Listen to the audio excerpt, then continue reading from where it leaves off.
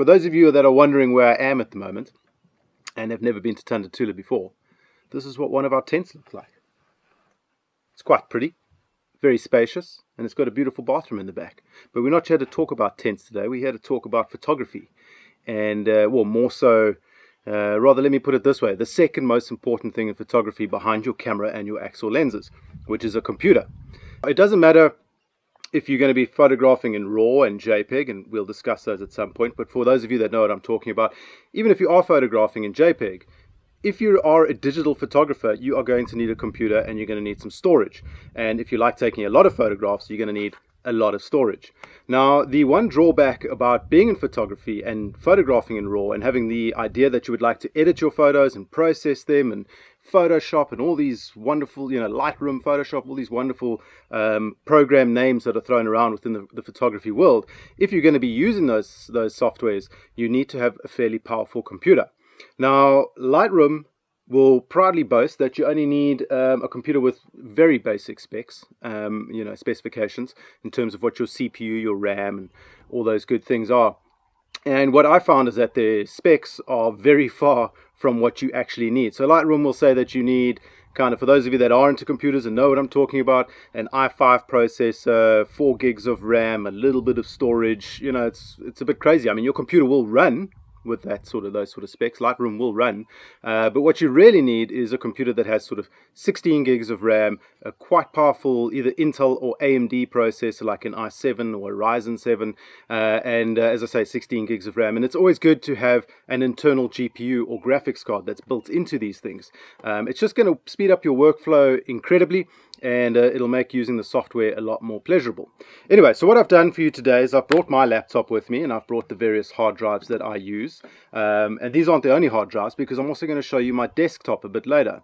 And for those of you that are wondering what is the difference between a laptop and a desktop, well, the main difference is space. It's air, it's cooling. So desktops are able to perform a lot quicker than a laptop, and that's because if you look at this, and this is a powerful laptop. This is my Dell XPS 15. It's a beautiful laptop. I love it. It's super well built. As you can see, it's got this very thin cooling band down the bottom here, and then it's got a small band running down the back as well, and that's all the cooling that this thing has. So even though it has an i7 processor, 16 gigs of RAM, a solid state hard drive internally, a GPU internally, an Nvidia graphics card internally, it still gets throttled by that heat. And it doesn't matter if so basically what happens is your computer starts to overheat, and then the software starts to draw back because it doesn't want to damage the hardware inside. So that is the major drawback between laptops and desktops. And it doesn't matter if you're getting a Mac or a Windows laptop. Mac laptops have cooling issues as well. Windows laptops have cooling issues as well. And if you're trying to avoid that cooling issue, you're going to have to get one of those really thick gaming laptops is what I want to say, but there's a few drawbacks on that as well. But let's touch a little bit on Mac and Windows and just talk about how these things differ. Now, I'm not a Mac user, I'm not an Apple user, I don't own one Apple product, but I am heavily embedded in the Microsoft ecosystem and in Windows, and I've only ever really used Windows machines. However, Chad, my colleague, who you'll know from all of our blog posts and Sofa Safaris and so on, he uses Apple and he really enjoys it. I don't think he's really used a Windows PC for a long time, and a lot of people are like this. And I'm here to tell you today that it really doesn't matter which one you use. They both do phenomenal things. They both run the software.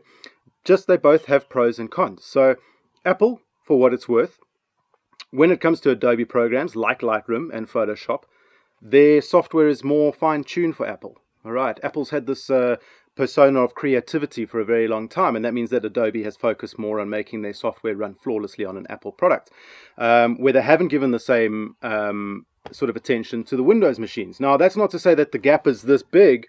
The gap is that big between the optimization between these two software giants, if you know what I mean, or these two operating systems. But the benefit of having a Windows computer, and even a beautiful laptop like this, which is a really nice premium laptop, it's really well built, just like a MacBook. The benefit of having things like this is that Windows or Windows laptop producers like Dell or HP and Lenovo and things like that, they don't often solder the parts onto the motherboard, which means that you can actually take the hard drive out, you can put a better one in, you can take the RAM out, you can put a better one in. Hell, I can even take the wireless card out of here and put a better Wi-Fi card in my laptop, you know, whatever the goodness of that is. And it's even more so for desktops. So when you buy a Windows computer, you get the benefit of being able to continually upgrade your machine. It's going to work out cheaper. It always does. Unfortunately, for those of us that are into the Macintosh ecosystem, a Windows laptop is just cheaper. It's a more affordable way to get into computers, but obviously it really just depends what operating system you like at the end of the day. So don't let anyone tell you that you have to get a MacBook or that you have to get a Windows computer. Whatever you enjoy is what you enjoy. But yeah, as I said, this is my beauty. This is my Dell XPS 15. It's got a 15-inch screen. That's why it's called a Dell XPS 15. Funny enough. And one of the benefits of having one of these premium sort of laptops, these creator laptops, is that you get quite a nice size screen, but it's also a very high resolution screen. And when it comes to photography, one of the most important things for your computer, whether it's a desktop screen or a laptop screen, is you need to have a look at those specifications. So this screen here is a 4K touch screen, so I can touch it if I want to. I can do all of these things. But more importantly, it's got 100% sRGB color spectrum, I think 96 or 97% Adobe RGB color spectrum. And for those of you that don't know what I'm talking about, don't worry, that just means basically how many colors your screen can produce, how accurate it is. And that is, next to having a great CPU and RAM, that is the next most important thing. So if you're in the market for a screen or a laptop, make sure the screen, the quality of that screen is really up to par. But yeah, this is a stunning computer. I really enjoy it. It's probably in the price range of a MacBook Pro, pretty similar, although for the same specs, this will come out a little bit cheaper. So yeah, bear that in mind. So that's my laptop, and what I have for you next is my mouse. Now, all laptops have a trackpad, we all know this, and this is another benefit that Macintosh computers have, or MacBooks have, is that they have that quite big trackpad. It's known to be the best in the world. I'm not going to argue with that. The trackpad on here is fantastic, but it is not a MacBook Pro trackpad. You know, it's not far off, but they do take the cake. So what I have here, and I'd recommend this even for MacBook users, because using a mouse is just so much more intuitive. You get so much more finesse in your movements when you're trying to mask things. And when we get into Lightroom and in the depths of Lightroom, you'll understand what I'm talking about. But yeah, this is a Logitech Mx Master 2S. It's a great mouse. I think it costs about $80 or so. It's got buttons out the wazoo. It feels fantastic. So find yourself a good mouse. It's quite an important thing to do. You don't want to sit there for 3 hours at your computer using the trackpad. I know Chad does this, and you know, he does it very well, evidently, but for me, I can't do that for too long. I will in a pinch. All right. The other benefit of laptops, guys, they're portable. And when I show you my desktop, you'll see just how unportable that is. Right, then I have two hard drive options here. And remember, every laptop has some space built into it. Just make sure it has an SSD, a solid state hard drive. It's going to be much quicker. What I have here is a portable SSD. And Britt got this for me for my 30th birthday last year. So thank you very much, love. This is a very quick hard drive. Working off this is a dream in comparison to one of these old school hard drives. So what that basically means is this actually has a spinning disc inside. You can hear them, you can feel them, they vibrate on the table. Whereas this is an unmoving object. All right, it's kind of like a flash drive. It works very quickly. It's like, geez, I want to say like 3-4 times faster. So you can actually have your catalog on here and edit images from here. So yeah, those are the two types of hard drives. I'd say if you do have the budget for it, go with solid state hard drives every time. And if you're looking for just plain storage, where you can just back your files up, then you go with the hard drives. But I'll explain more about that when we get to the desktops. Yeah, stick around. All right, guys, so welcome to our very basic yet professional studio. This is where myself and Britt work from. We have the one desktop, and this is a powerhouse of a desktop. You can see just the screen alone is bigger than my laptop, and the box which is underneath here, which is just a big black box, I mean, they're never really pretty things to look at unless you spend the big bucks, is just below me here, and it's a proper desktop box. This computer is quite new for myself and Britt. I recently upgraded everything.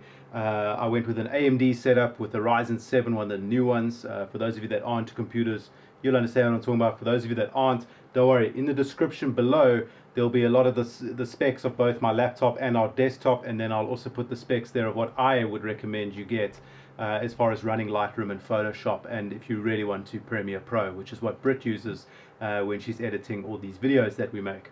But yeah, it's a big system, and this is kind of how our desk outlays. We've got battery chargers over here for our Nikons and for torches and things like that. We also have, this is my little microphone. So I use this when I'm talking to you guys through the computer, which I'll do with you all in a bit when we learn how to open our first Lightroom catalog. And then I have my little trusty SSD, which I showed you a bit earlier.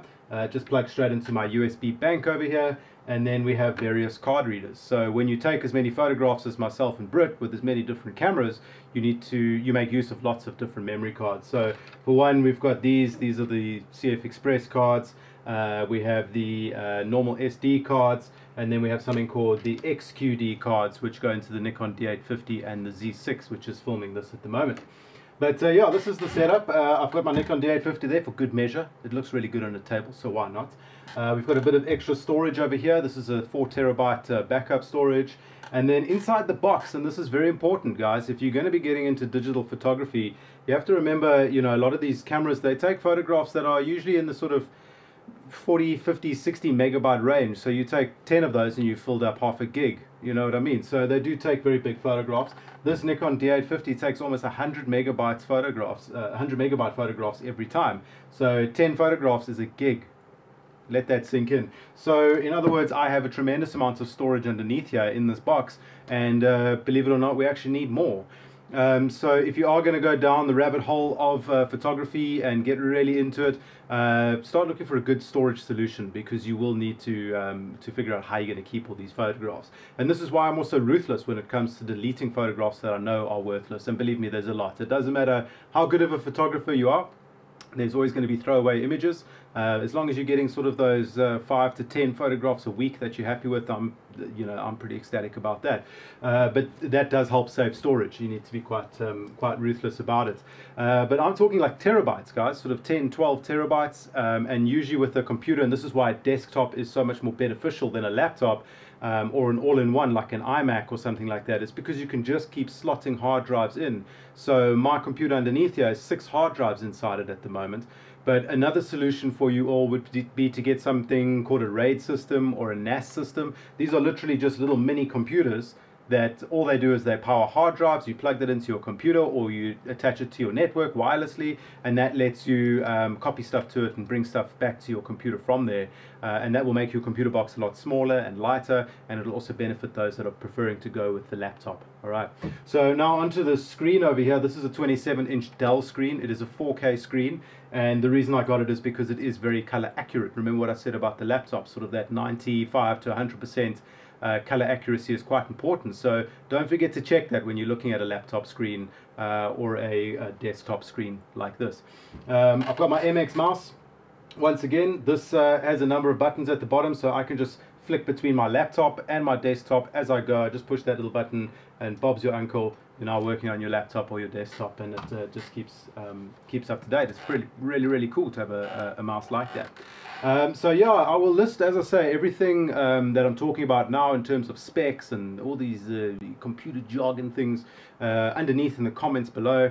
Or in the description below, and you're all welcome to please ask questions. You know, you've been fantastic so far. I know computers are not for everybody, but it does help to have a bit of a better understanding of how computers work as far as photography is concerned. It's a very important thing, and as I said a bit earlier, behind your actual camera with a lens attached to it, this computer, your laptop, is the second most important thing that you're going to have to invest in if you are in the photography world. And if you already do have a laptop, you're welcome to get in touch with me to see if I think it's up to scratch for you to be doing in-depth photo editing and storage and things like that.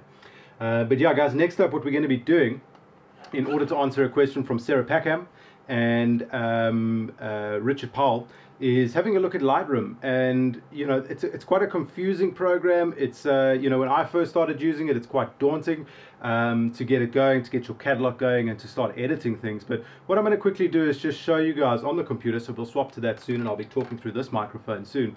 I'll just show you guys how we can go about saving images, how we can file those images on your actual hard drives, and then how we bring those into Lightroom so we can edit them. Alright guys, so what we're going to be doing is taking some images out of my Nikon D850 that I took of Ryan yesterday in the Boma while he was doing a little special cook-off for us. So I decided to do a bit of a photo shoot with him. He looked very pretty, by the way, so stand by to have a look at that. I used just a normal SD card yesterday, and the reason being is, you know, SD cards, they're not the fastest things in the world. They take a long time, so for you know, if I'm running and gunning looking for wildlife, it takes quite long to load your photographs. But because Ryan doesn't move around too much and he's not too dramatic of a creature, I just went with a slower SD card. It's just quick and easy. They're always available. So what I'm going to do is I'm going to put that into my computer, into one of the card readers, and you can see it immediately pops up, and we have our SD card there. So in the DCIM, you'll see this memory card has memory of it being plugged into a D810, D810, a Panasonic camera, and then my D850. It's usually the last one that you'll find the images. Let's see, so everything from yesterday will be Ryan. So what I'm going to do is just go up, and this is really where my filing starts, guys. I will file into date. So I'm not going to worry about the 5th for now. I'm just going to worry about the 7th. So we click on the first 7th, scroll all the way down, and then you just push Shift and click. And this works on both Mac and PC. So Shift click, and it will select all of those images coming down.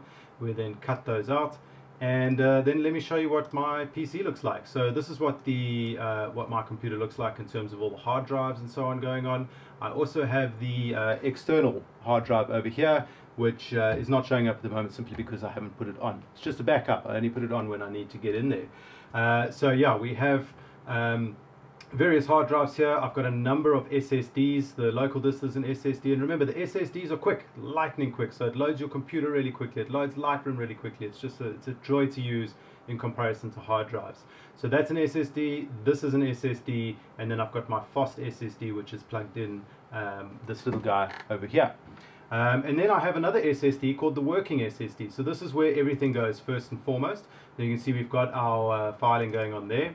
And I have my own Luke Street photography thing. So I'm going to go into 2020, and you can see I've got 2019, 2020. 2018 has already been backed up and moved around. So into 2020 we go, and we are in May. And you can see I've got D850 there, and I can just quickly make another folder for my D810 for argument's sake. So you can keep your two cameras separate if you are a two camera kind of person.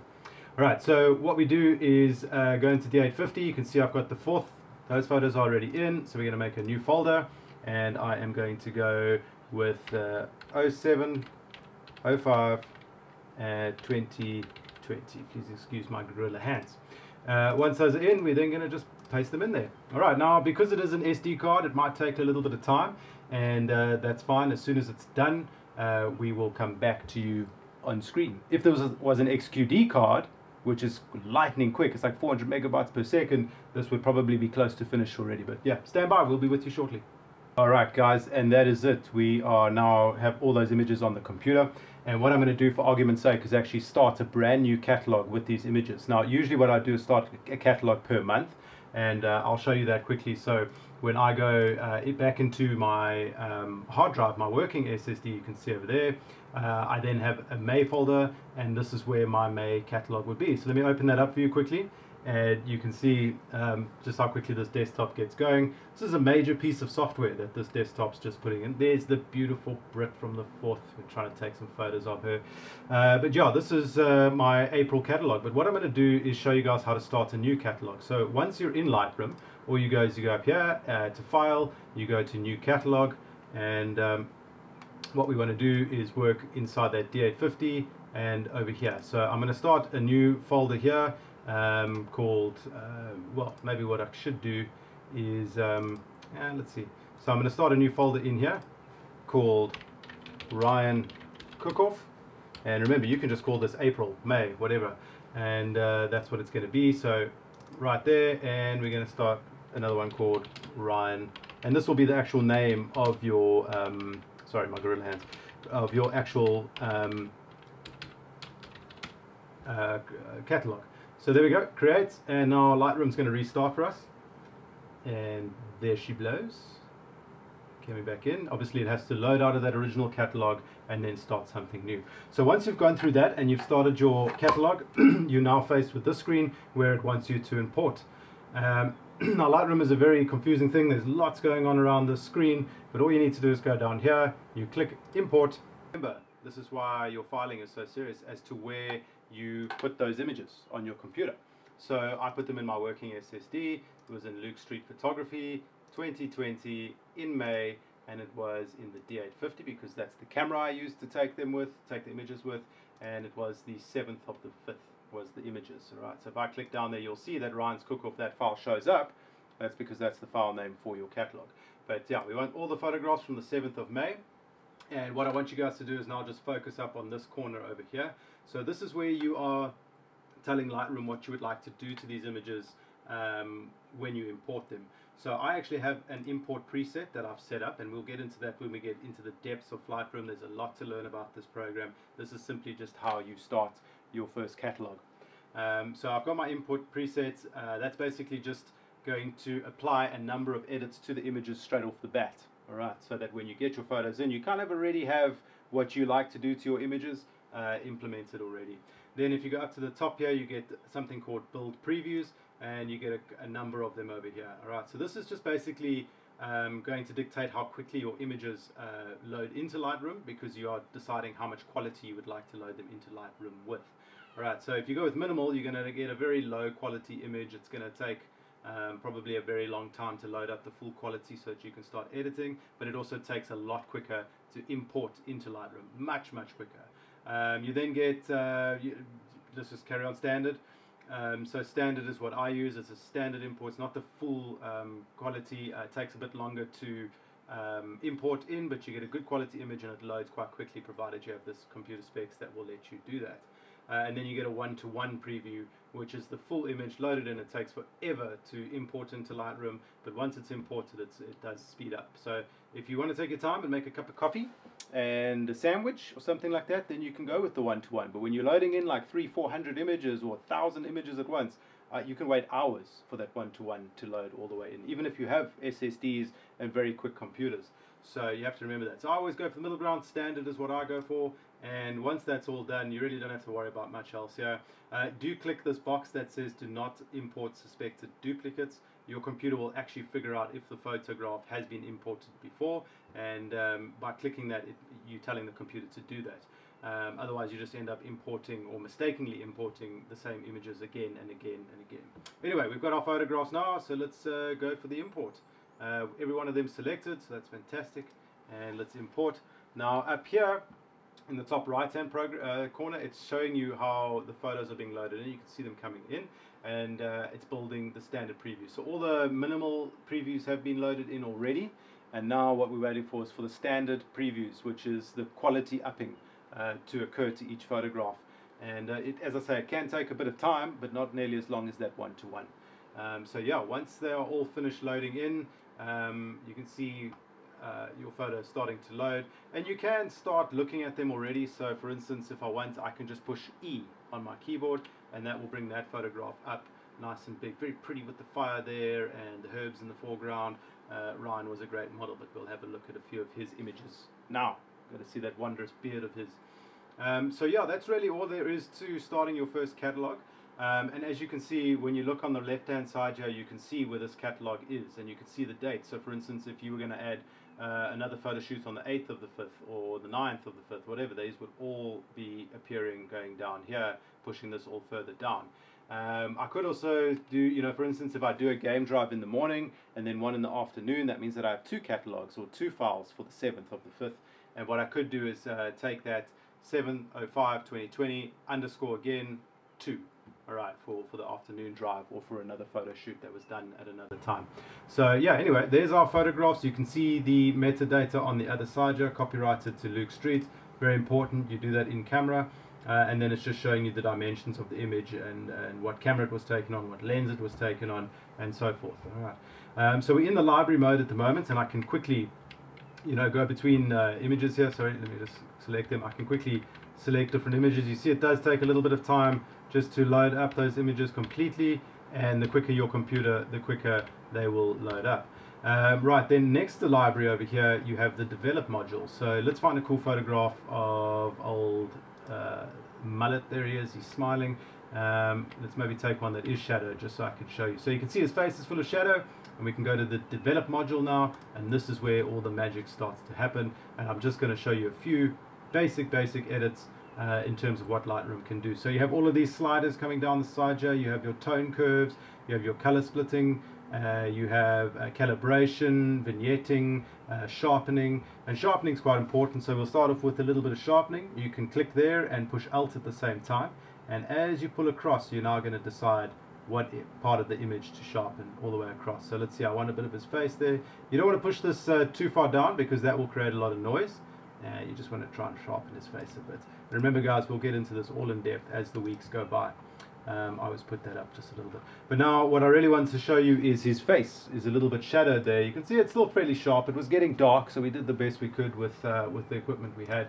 But what I can do is just simply bring the shadows up a little bit there, so that will bring up his face a bit. And all you need to do is click and then roll the wheel. Otherwise you can just click and drag. Alright.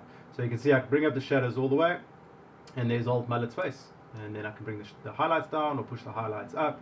You know, you can do everything. Push the vibrance up, that looks ridiculous, but you can bring it all the way down. So there's a lot that's going on with this program, and this is not just a quick fire tutorial. This is just basically how you start your first catalog, or how you get photographs imported into the program so you can simply start working on them. So yeah, next week we will get a little bit more in depth. I plan to get out into the bush, do some photo shoots, go and see what we can find, and then come back to the computer, load those images in, and then actually edit an image or two in depth for you guys and show you how to export those images, how to make them photo ready, Instagram ready, Facebook ready, wherever it is that you want to share them. But for now, I actually need to start editing these photos for old Ryan. We've got something to use them for.